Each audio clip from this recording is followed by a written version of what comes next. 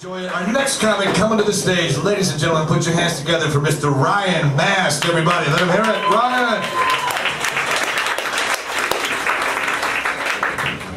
Thank you very much. Thank you so much for coming out here tonight. It has been an incredible night. How about one more round of applause for all the talent I'm about to give you. All right. I'd like to do something a little differently. I'd like to start off my show by sharpening my improv skills a little bit. I'd like to try and make up my first joke off of your two suggestions. Throw out any two things in the world, I'm going to try and make up a joke about it. Your hair! Your hair! Dolphins? Your hair! Hair! Oh. Your hair! Your hair!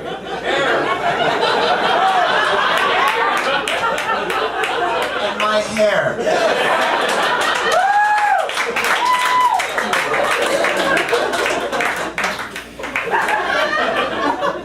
This was a bad idea. I'm just going to make this about porn. Is that cool? So I was seeing this girl for a little while. Nice girl, knockout body. Tastes like she'd been knocked out, but knockout body. Good girl, Jewish, but not too Jewish. She still let me put my hog in her mouth.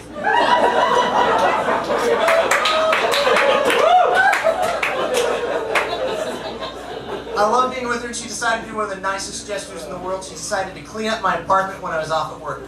Beautiful thing. She finds my big box of porn. I mean, hundreds and hundreds of DVDs in there, right? I come home from work, she's crying, sitting on the floor. I'm like, baby, what's wrong? What is it? She's like, you don't like me. You don't think I'm attractive. I'm like, why would you say that? She slides out this giant box of porn. Look at this. It's nothing but hundreds and hundreds of Asian porn DVDs. You don't want me. You want an Asian. I'm like, baby, no. Those are just the A's.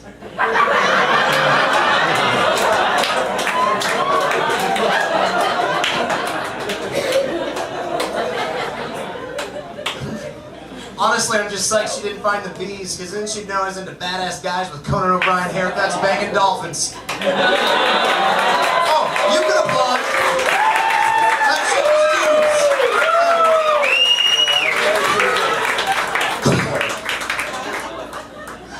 oh, jeez. I found something kind of interesting the other day. Found out ever since I was 16, my grandmother's been praying nightly that I'm not out having sex. There's no joke there, just indisputable proof of the power of God.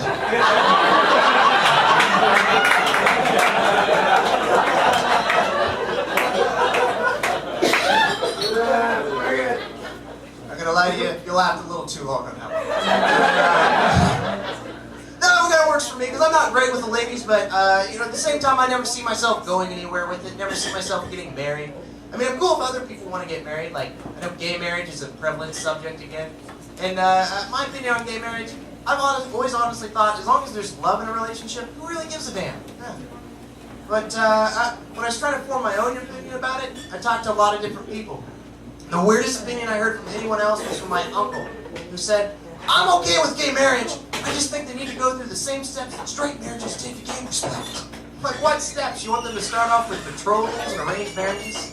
Little boy comes out 10 years old. Billy, you want to come in here? Your father and I have been talking it over, and we've decided you're gay. You're going to marry the Johnson's boy and take half his family's land. But Mom, I like girls. We like land.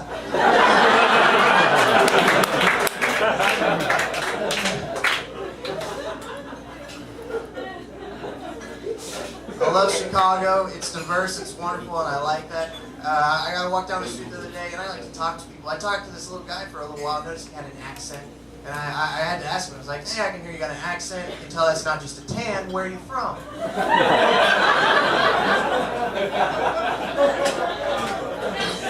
He's like, me? I'm from Guatemala. I'm like, sweet, a Mexican. And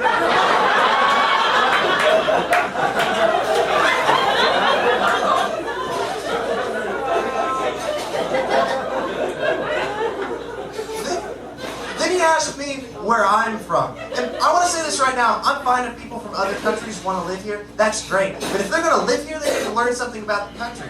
Because he asked me, where am I from? I'm like, buddy, I'm from America. He's like, North America or South America? Listen, dumbass. Civil War ended a long time ago. There's only one America.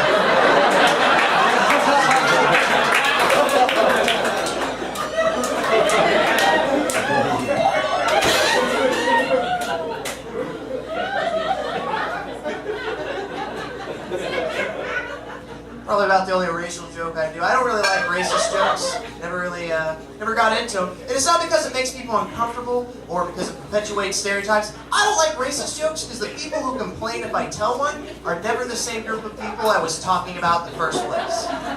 Like if I tell some joke about midgets, I'm sorry, Asian Americans.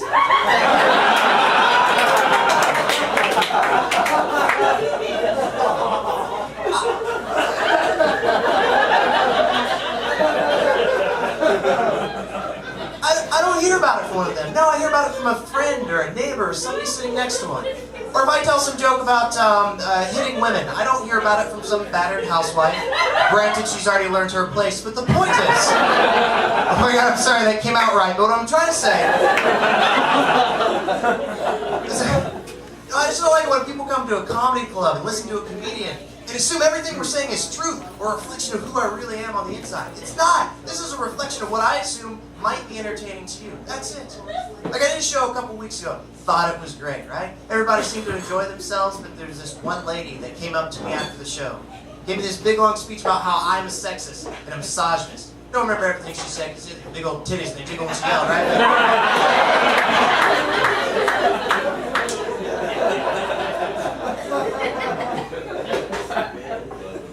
Bit of a reveal. I've started going to therapy. Don't worry, court ordered. And I would recommend it strongly to every single person in here because there are things about you that you don't even know. Like my entire life, I assumed I had ADD. Turns out I don't have ADD. I just have boring ass friends. When you're in therapy, you talk about why you are the way you are, and how you learn certain things. One thing I learned early in life: never be quick to anger. And I remember the precise day, the precise moment I learned that lesson. I was 10 years old. Big special day, right? Out riding horses with my dad. Oh, how wonderful it is. But I screwed up. I made a mistake, and the horse I was on broke his leg.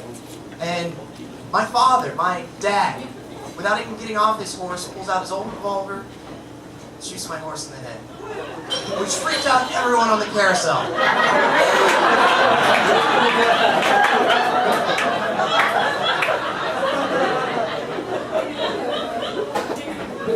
Alright, I learned 2 lessons that day. 1, never be quick to anger, and 2, drinking in a carnival, fun as shit.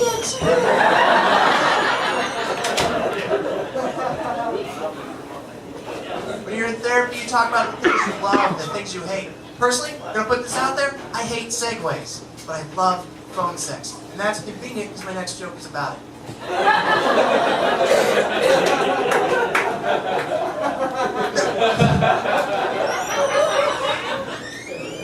No, I'm a fan of phone sex. I think it's kind of cool, but there's a lot of flaws to it. Most people know that. Not a great thing to be a part of. And there's a new type of phone sex that have emerged in the world. I don't know if anyone knows about it. Text phone, messaging phone sex. Anyone? Yeah, this exists. This horrible double jeopardy for carpal tunnel now exists in our world. Yeah. I don't know anything about it. You gotta think that's the most inconvenient form of sexual communication we've had in what? Like 150 years? Only thing that made it worse way back then is when a mom caught their kid, they'd have to be like, Billy, you wanna come in here? Yeah, you're still gay from that other joke. Come on in here, buddy. Can we explain what I found in the trash, buddy? What's this? Dot dash dash dash dot dash dash dash? Huh? You been dialing the Morse code, Babs? Huh? I don't pay $9 a year to have a telegraph machine in this house. You can dial them hussies. I give you such a spanking, but apparently you're kind of into that. And you gotta think, 200 years before that, things get even more messed up. Because they didn't have electronics, people had to write letters back and forth. Guys writing silly things like, Dear Margaret, your last letter was intoxicating. I must say that your handwriting is as erotic as it is curly and difficult to read at times. Just kidding, LOL.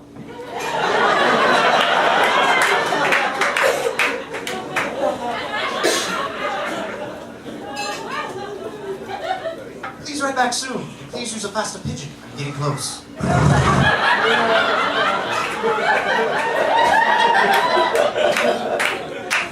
Ladies and gentlemen, thank you very much for having me out here.